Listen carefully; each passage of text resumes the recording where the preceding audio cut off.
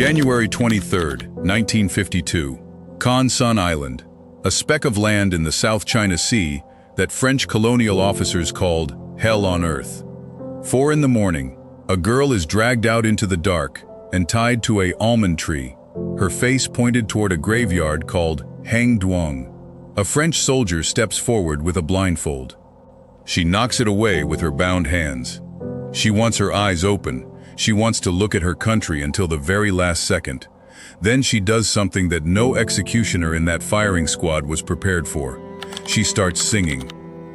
This girl is not yet 20 years old. She has no weapon, no army, no rank, nothing in her hands except a voice and a belief she refuses to let go of. And yet an entire colonial machine with guns, prisons, and torture chambers is so afraid of her that they don't dare execute her in public. Instead, they smuggle her onto the most remote prison island they have just to make her disappear quietly. Why? Why would an empire fear one unarmed girl this much? To understand that, we have to go back to a poor red soil village years before any of this began. This is the story of Vo Thi Sau. Let's rewind the clock, not to Con Dao Island, not to the firing squad, but to a dusty red soil district called Dat Do in Ba Ria province, southern Vietnam, sometime in the early 1930s. There is no dramatic music playing here, no foreshadowing, just a poor family trying to survive. Vo Thi Sau was born in 1933 in Phuoc Tho village, to a father who drove a horse cart for a living and a mother who sold goods at the local market. That's it. That's the beginning. No wealth, no military lineage, no prophecy written above her crib. If you had walked past her as a child, you would have seen nothing unusual, just another barefoot girl helping her mother carry baskets to market. History does not warn you when it's about to produce someone extraordinary. It just waits. But the world around her was not ordinary at all. This was Vietnam under French colonial rule, in the middle of a brutal resistance war. Dat Do, her home region, sat directly in the crossfire. Colonial patrols sweeping through villages, informants selling out neighbors, executions used as public warnings. Sau didn't read about oppression in a textbook. She watched it happen on the same streets where she played as a child. And she had something else most children her age didn't have: older brothers already inside the resistance movement. For most kids, revolution was a distant, abstract word. For Sau, it was dinner table conversation. It was in her own house. So here's the first question worth sitting with. How does a child raised on injustice become a soldier before she becomes an adult? For Vo Thi Sau, the answer came fast. Too fast, some might say. At just 12 years old, she began following her brother on liaison missions, carrying messages, delivering supplies to guerrilla fighters hiding in the countryside. 12, an age when most children are worrying about schoolwork and chores. Sau was worrying about checkpoints and informants. By 1947, at 14 years old, she was no longer just helping out. She officially joined the Dat Do Security Task Force, a real position with real responsibilities in an active resistance unit. Let that sink in for a second. 14 years old. Her job now included scouting enemy movements, identifying collaborators, and eliminating threats to the resistance. The kind of work where a single mistake doesn't get you grounded, it gets you killed. Nobody forced her into this.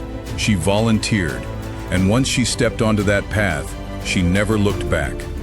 Her first major operation, the one that made an entire province start whispering her name, happened in July 1948.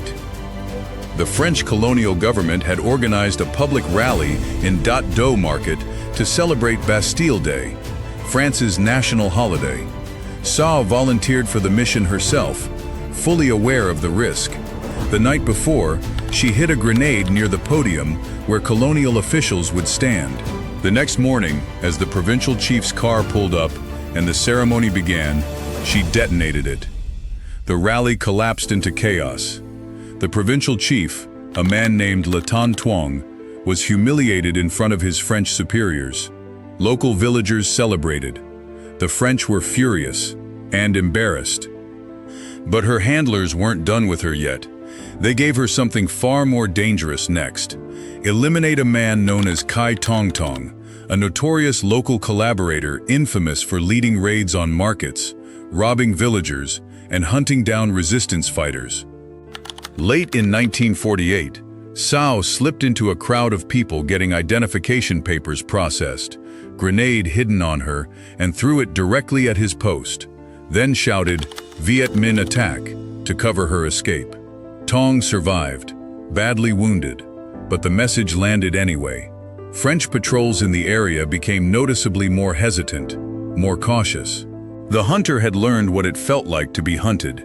Think about what had just happened. A teenage girl from a poor cart driver's family had gone from carrying messages in secret to personally striking fear into occupying forces and their collaborators. She was no longer a girl helping the resistance. She had become someone the resistance and the enemy could not ignore. And there was no road leading back to that quiet market girl from Phuoc Tho village. Only forward, toward a decision that would change everything. February 1950. The market at Dat Do was crowded, the air thick with the noise of vendors and the smell of incense. Tet, the Lunar New Year, was just days away. Sau had one more assignment: eliminate two men, Ka Suat and Ka Day, both notorious informants who had sold out dozens of resistance fighters to the French. She had done this kind of work before. She knew the drill, but this time, something went wrong.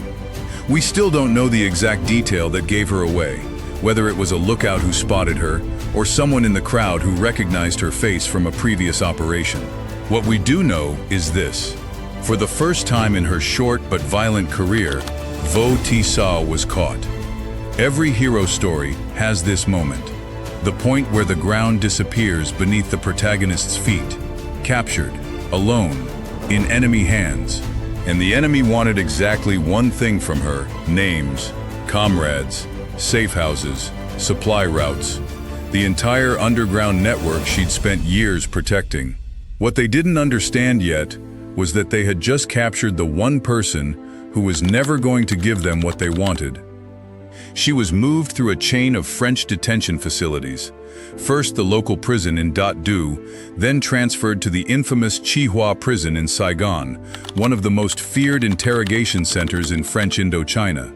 Day after day, interrogation after interrogation. According to accounts passed down from fellow prisoners, she endured brutal physical torture designed specifically to break resistance operatives. She said nothing. Sit with that for a moment.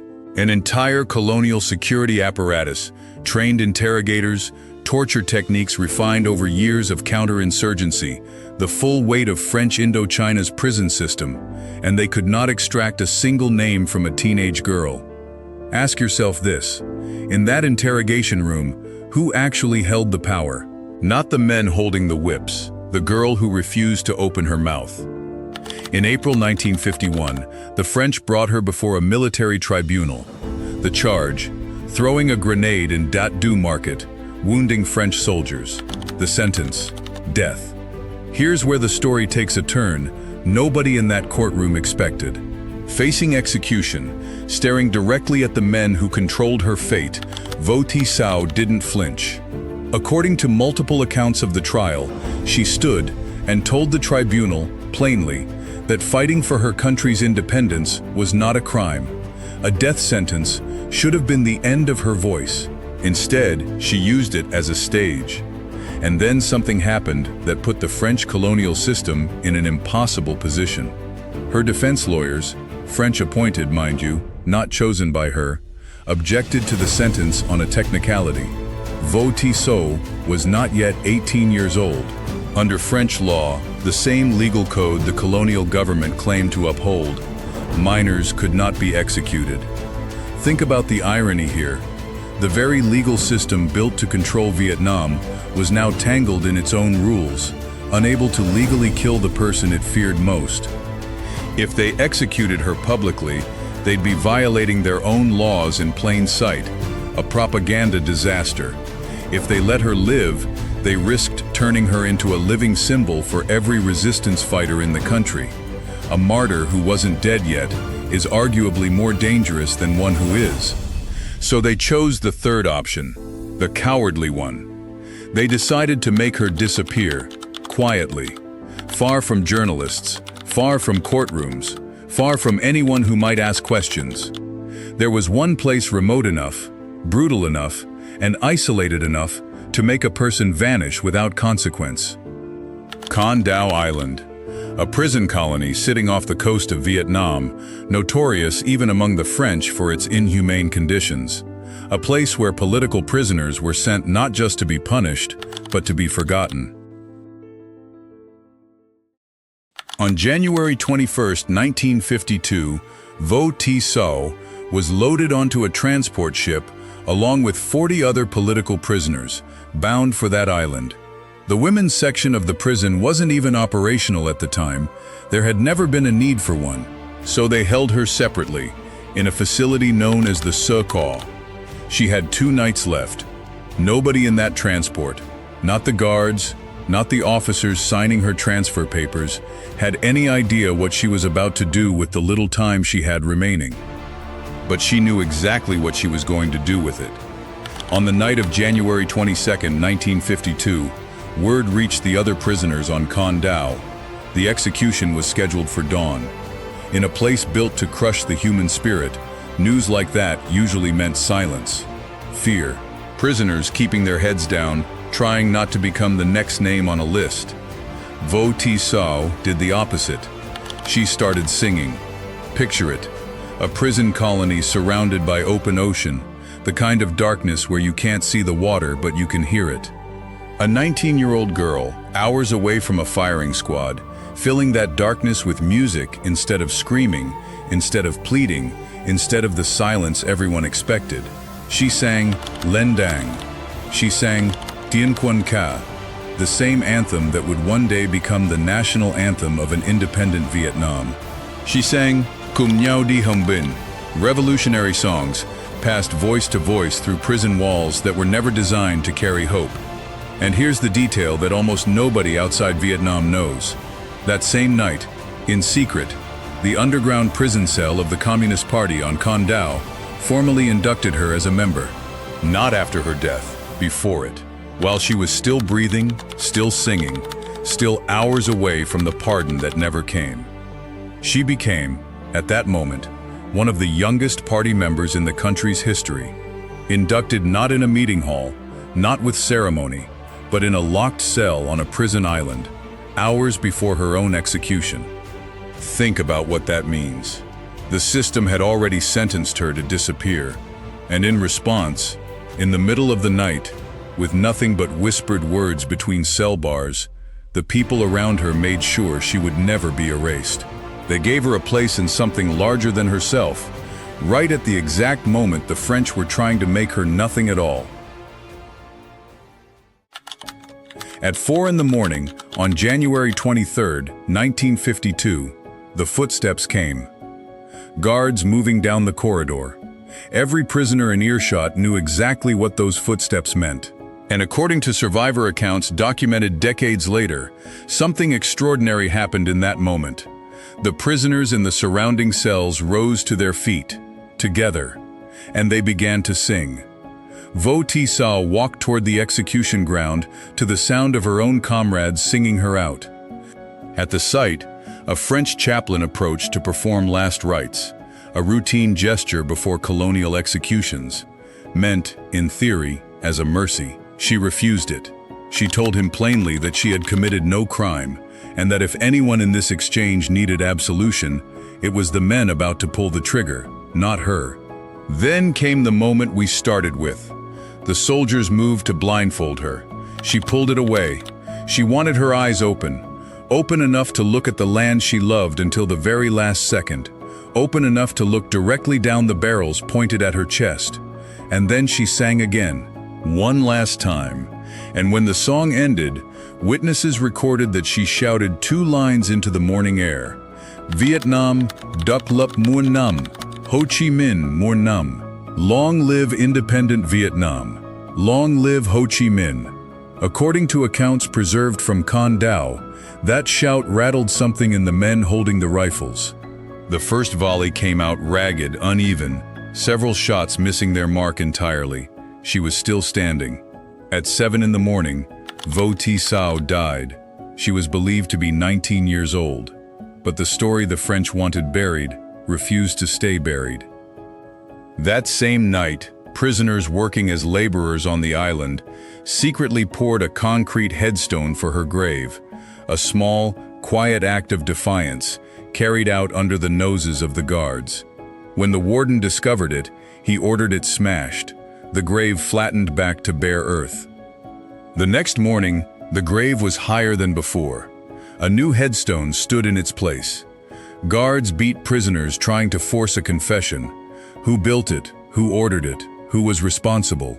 Nobody talked. Not one person gave up a name. The French had spent 2 years trying to break the silence of one girl. Now they were facing the exact same silence from dozens of grown men, all protecting a promise made to someone who could no longer thank them for it. They had killed the person. What she represented, they could not touch. So ask yourself the question we started with.